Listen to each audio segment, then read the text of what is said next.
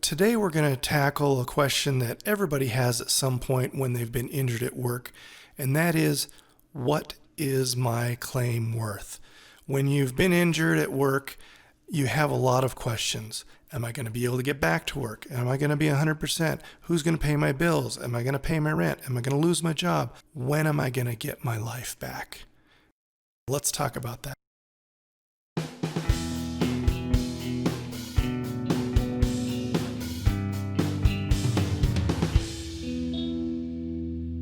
Hi, Tim Rose here. Hey, one of the questions I get all the time is, how much is my claim worth? And this is a complicated question, and that's why I get it a lot, I guess. But the workers' comp system is different. You see on TV, and you may have friends who are injured, and it's, oh, I got all this money from my lawsuit for my injury.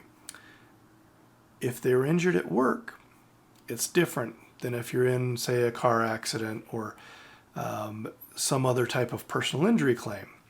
One of the biggest either problems or differences, I guess, with workers' comp is there's no such thing as pain and suffering.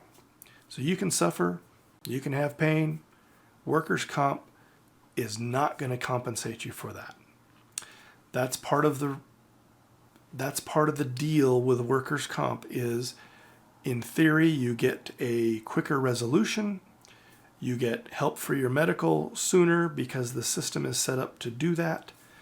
And in exchange, you are limited in the type of ways you can sue your employer or the workplace or the insurance carrier for workers' comp injury. So there is no such thing as pain and suffering. You will experience pain and suffering, but you will not be compensated for it. You're not going to have a multi-million-dollar settlement because you feel that you were wronged by your employer. Workers' comp provides three things, three ways of benefiting you. First and foremost, they pay for your medical care. So if you were lifting a box and tore your shoulder, you're going to go to the doctor. The doctor's going to say, I got to operate. They're going to operate. 2 years later, you're having issues with it again. You're going to go to the doctor. He's going to say, I need to give you some injections or some other therapy. You're going to get the therapy. As part of workers' comp, that covers that particular injury for as long as it takes to repair the injury.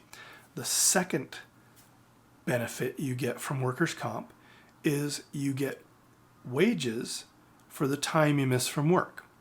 Now, for the most part, most workers' comp injuries, you don't miss any work. And it's a minor thing. Maybe you strained your wrist, so you go to the doctor, they give you a brace you wear for a couple weeks. Maybe you have a little bit of physical therapy, but you're not really missing any work because of it. For some of the more serious injuries, then you do miss work, and that's where the second benefit comes in. In addition to the medical care, you're going to get your replacement wages. Now, the way the wages are calculated, it's 66.6% of your average weekly wage. So if you're making $1,000 a week, you're going to get $667 a week in workers' comp pay.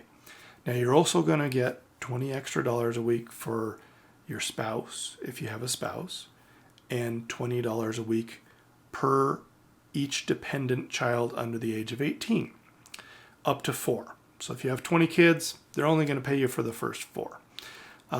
And also that extra $20, so if you have 4 kids and a spouse, that's going to be an extra $100 onto that $667. So you're going to get $767. And the only other restriction there is, with those extra $20 and being 2/3 of your wage, it cannot exceed the state average weekly wage. Currently, the state average weekly wage is $916 a week. So if you're normally making $5,000 a week, you're still only going to get $916 a week in workers' comp wages. However, if you're getting $500 a week is your average pay, you're going to get $333 a week plus the 20 for your spouse and 20 for any children. So the other benefit of the workers' compensation for your wages is it's tax-free. So it's closer to about 85% of what your wage is, and even more if you have a spouse and children, because the not having taxes means you're not paying Social Security, you're not paying Medicare, you're not having federal withholding taken out of it. It's not something where when you file you're going to get taxed on. Tax-free. So it's a better benefit than it sounds when you say I'm only going to get 2/3 of my wages. Well, you're going to get a little bit more if you have a spouse and children, and you're getting a little bit more, you're netting a little bit more because you don't have the taxes taken out, and you don't have to pay taxes on it when tax season comes around in April. So something to think about. It's not 100% of your wage, but it can be a lot closer than you think. The wages will only come into play if you miss 3 days of work. After you miss 3 days of work, you're going to start getting paid for the days you miss. If you miss more than 14, then you get paid for all the days, including those first 3 that you missed. So you're going to get paid as long as you are not able to work, and that is all dependent upon your doctor. If your doctor says you can't work for 3 months while your injury heals, then you're going to get the wages for those 3 months. If your doctor, the other type of wage replacement, there's basically 2 categories. One is when you can't work at all, and the other is when you can work, but it's with restrictions. And there you're going to get a partial payment of your wages to kind of make up the difference, if there is a difference. A lot of times what people will have is they have a partial a injury with restrictions, and their doctor says that they can't lift 50 pounds or whatever it may be, and at their job they needed to be able to lift 50 pounds, and so they're no longer able to do their job with those restrictions. But they can still go back to work, and the employer has the responsibility to find them some work that fits within the doctor's restrictions. So if they're able to do that, and you're able to work full-time like you were and at the same wage, there's no workers' comp wage that's going to come into play, because you're just going to be collecting your paycheck like normal. You'll just be doing a different type of work until the doctor releases you to full-time work. Now, if you're only able to work 3 hours a day and that's your restriction, and you used to work 8 hours a day, then obviously there's going to be a difference there.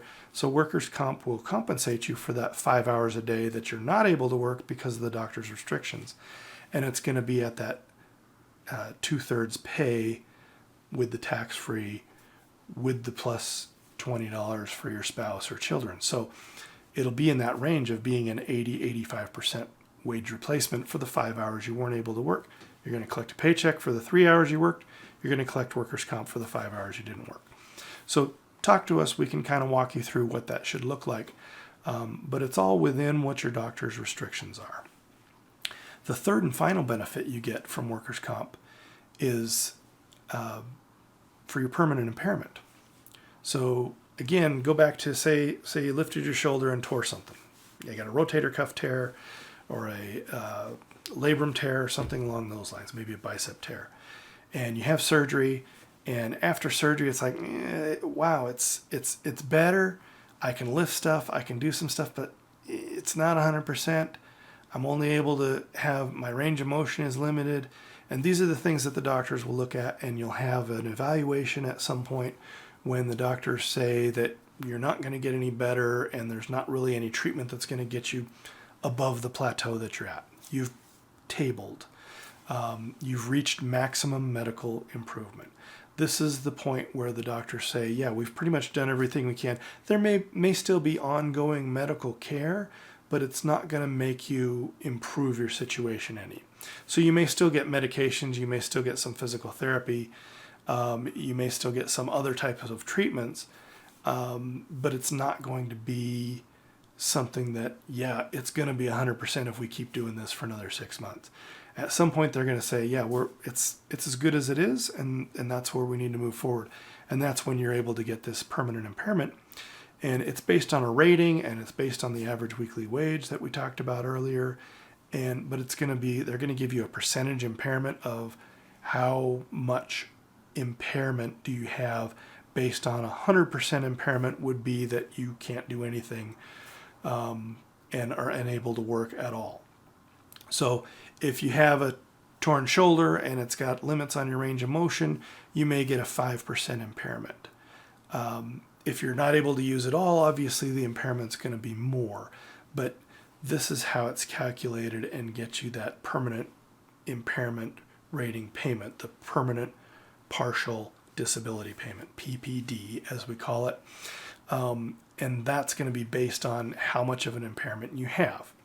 And so those are the three things that you can get out of workers' comp. First, the medical treatment. Second, the wages for the days that you missed or the partial days that you missed, or